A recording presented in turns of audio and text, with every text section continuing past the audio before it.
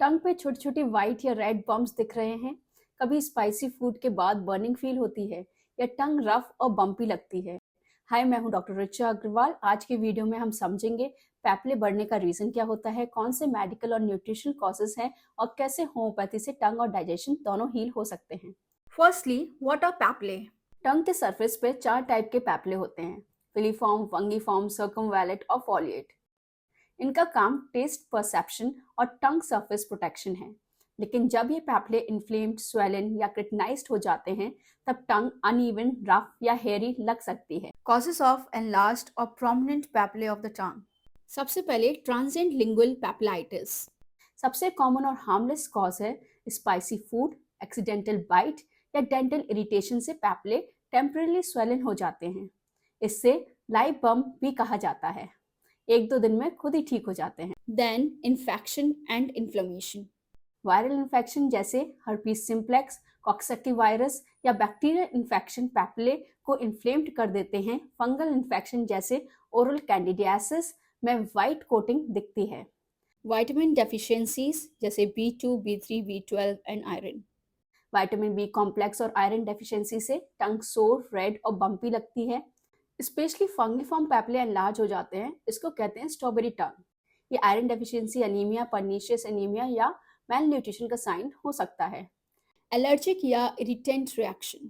Toothpaste, mouth wash या spicy food से allergy होने पर पैपले टेम्पररी स्वेल कर जाते हैं। Hormonal changes and systemic conditions. Pregnancy, menstrual changes, GERD मतलब एसिड रिफ्लक्स और डिहाइड्रेशन से भी पोस्टीरियर टंग पे पैपले एनलार्ज दिखते हैं। Chronic irritation और poor oral hygiene. Tongue biting, rough tooth edges, then smoking और कॉफी टी का एक्सेस यूज फिलीफॉर्म पैपले को क्रिटिनाइज्ड कर देता है।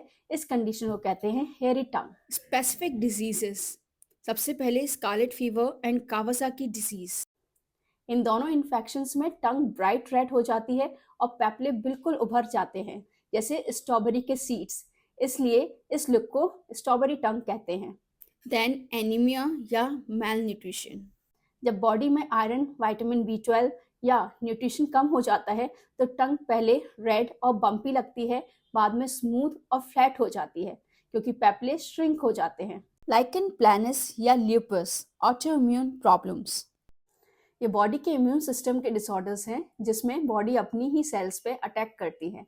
टंग पे वाइट लाइंस, बर्निंग या सोर पैचेस बन जाते हैं और पैपले इन्फ्लेम्ड दिखते हैं। अब कब सीरियस कंसीडर करें? अगर टंग पे रेड या वाइट पैचेस 2 हफ्ते से ज़्यादा रह रहे हैं, पेन, बर्निंग या अल्सर्स हैं या टेस्ट लॉस हो रहा है तो ज़रूर दिखाइए अपने डॉक्टर को। कभी कभी ये क्रॉनिक इन्फेक्शन, डेफिशिएंसी या ऑटोइम्यून डिसऑर्डर का साइन होता है। Homeopathy and holistic approach. Homeopathy में टंग चेंजेस को एक रिफ्लेक्शन माना जाता है गट हेल्थ और सिस्टमिक इम्बैलेंस का। तो ट्रीटमेंट सिर्फ पैपले पे नहीं बल्कि रूट कॉज पे होता है। मेडिसिन जैसे कि बोरेक्स, मर्क्सोल, नाइट्रिक एसिड, कालीम्यूर, सल्फर एक्सेट्रा पर, जैसे कि मैंने रेपिटेडली बोला है कि होम्योपैथिक मेडिसिन इंडिविजुअलिटी पे वर्क करती हैं, तो कभी भी सेल्फ मेडिकेशन नहीं करिए। इंस्टेड एक अच्छे होम्योपैथिक डॉक्टर का अपॉइंटमेंट लीजिए। Now, holistic support tips. Maintain oral hygiene, avoid spicy food, alcohol, tobacco, take vitamin B complex and iron rich diet, stay hydrated, regular tongue cleaning with gentle scraper.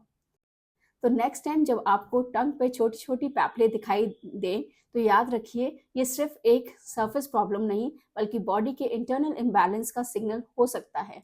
Homeopathy और lifestyle correction से आप naturally अपनी टंग और digestion दोनों healthy बना सकते हैं। मैं हूं डॉक्टर रिचा। मिलती हूं नेक्स्ट वीडियो में और भी interesting science based homeopathic insights के साथ। Thank you.